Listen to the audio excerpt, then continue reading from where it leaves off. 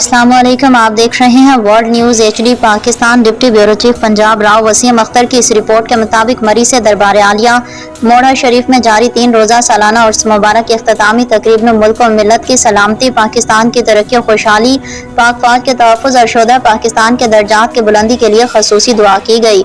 उर्स मुबारक के दौरान हज़रत पीर डॉक्टर पीर शहजादा फजील अयाज कासमी वाले मोड़ा शरीफ ने खसूसी तौर पर खताब फरमाया और उम्मत मुस्लिमा को मोहब्बत, इत्तेहाद, खिदमत खल्क और इत्तबाए सुन्नत का दर्स दिया। इसी तरह हज़रत पीर उमर ज़ुबैर बादशाह कासमी दरबार आलिया मोड़ा शरीफ ने भी रूह परवर खताब करते हुए औलिया कराम की तालीमात पर रोशनी डाली और ज़ायरीन को रूहानी तरक्की के अमली रास्ते बताए।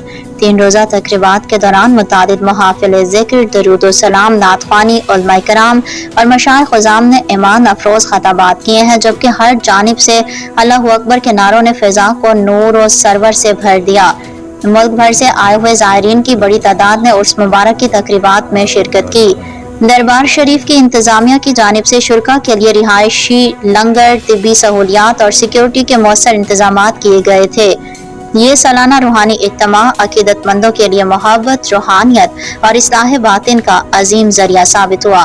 डॉक्टर पीर शहजाद फजील अयाज कासमी, चेयरमैन कासमिया जाहिदिया ट्रस्ट और सदर इत्तेहादुल मशाइख पाकिस्तान रूहानी पेशवा ने फ़लस्तीन गजा के मुसलमानों के लिए खसूसी दुआ करवाई।